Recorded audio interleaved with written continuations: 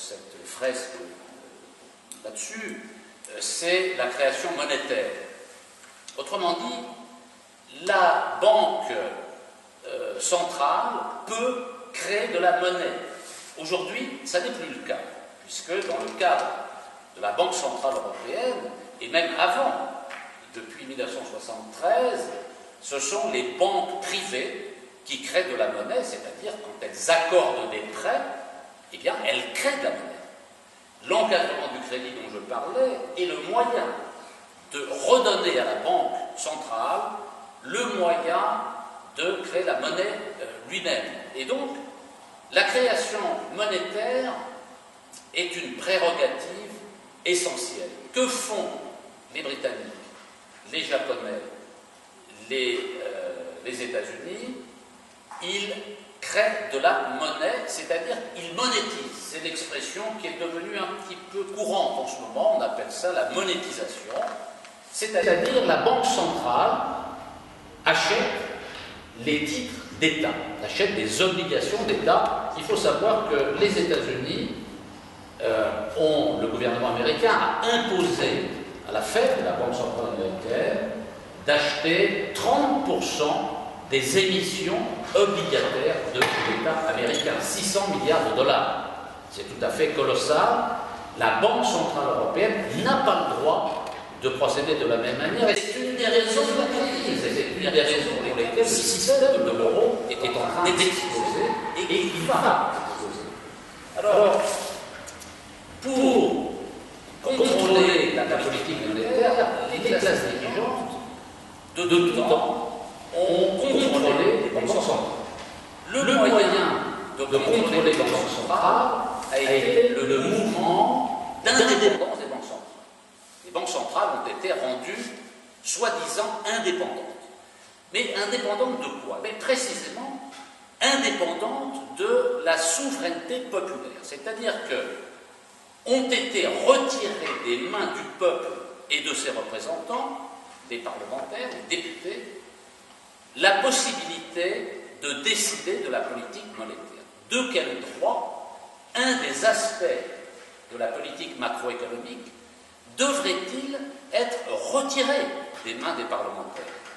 Pourquoi ont-ils fait ça? Et ils ont fait ça pour sécuriser l'alimentation du système par la Banque centrale et pour éviter que cet instrument majeur de la politique macroéconomique soit utilisé à des fins qui seraient contraires aux intérêts du capitalisme. La Banque centrale européenne indépendante sert uniquement les intérêts des classes dirigeantes. Elle est organisée contre les intérêts des peuples et des salariés. L'objectif prioritaire de la lutte contre l'inflation ne sert qu'aux détenteurs du capital, puisque la lutte contre l'inflation permet de garantir le rendement du capital. C'est tout. Il ne faut pas chercher ailleurs d'autres explications. Deuxième point, plus rapide, pourquoi faut-il restaurer la souveraineté monétaire? C'est-à-dire, en gros, pourquoi faut-il sortir de l'euro? Parce qu'on ne peut pas restaurer la souveraineté monétaire sans sortir de l'euro.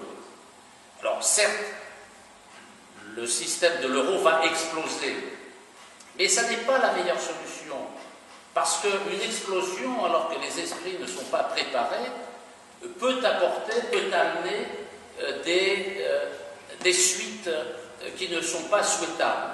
Mieux vaut préparer la sortie de l'euro consciemment, mieux vaut former les esprits, débattre dans la population pour montrer qu'il faut faire ce choix politique et que des candidats aux élections, notamment en 2012, doivent porter le projet de la sortie de l'euro. Je fais tout de suite une petite parenthèse parce que, évidemment, les médias dont on a évoqué le rôle néfaste tout à l'heure assimilent sortie de l'euro et Front National. Allez lire le programme du Front National. C'est une escroquerie. On nous dit que le Front National veut sortir de l'euro, c'est faux. C'est absolument faux.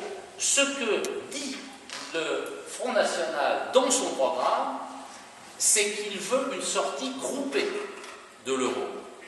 Ça veut dire quoi? Ça veut dire que le Front National refuse la position unilatérale qui est la seule crédible. Il attend que d'autres pays soient d'accord pour sortir de l'euro avant de sortir de l'euro.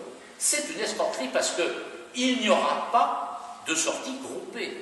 Les pays qui sortiront de l'euro soit seront obligés sous la pression des marchés financiers de sortir, soit ils sortiront à la suite d'un choix politique résultant d'un vote des citoyens lors d'une élection. Et les agendas politiques et l'agenda économique de la crise ne coïncident pas. Donc c'est une escroquerie pure et simple. Alors, pourquoi faut-il sortir de l'euro? Pour retrouver la souveraineté monétaire et pour sortir de la crise.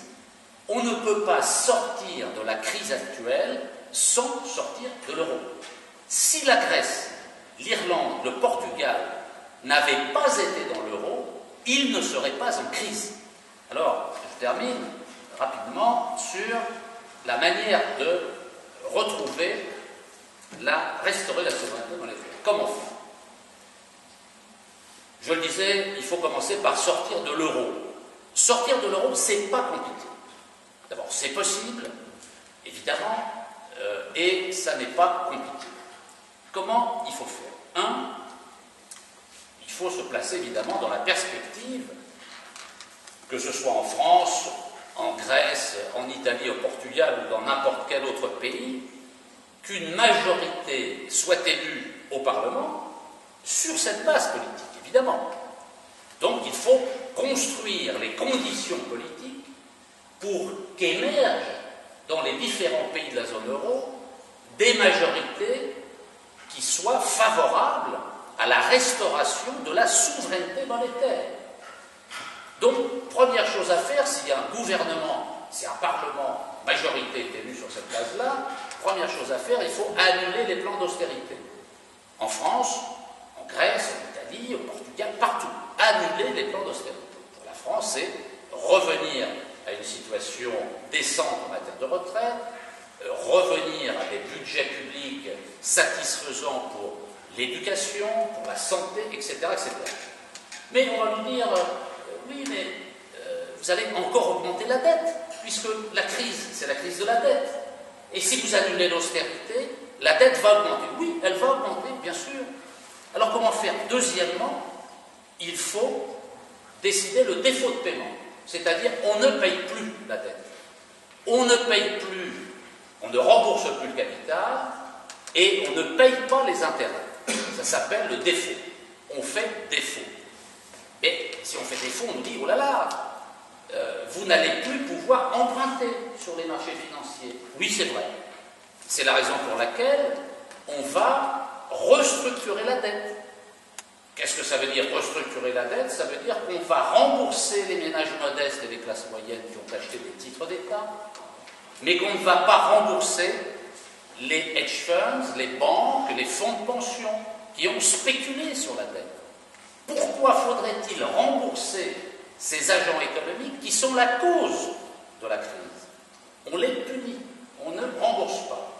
Quatrièmement, on va revenir, on sort de l'euro et on revient en monnaie nationale.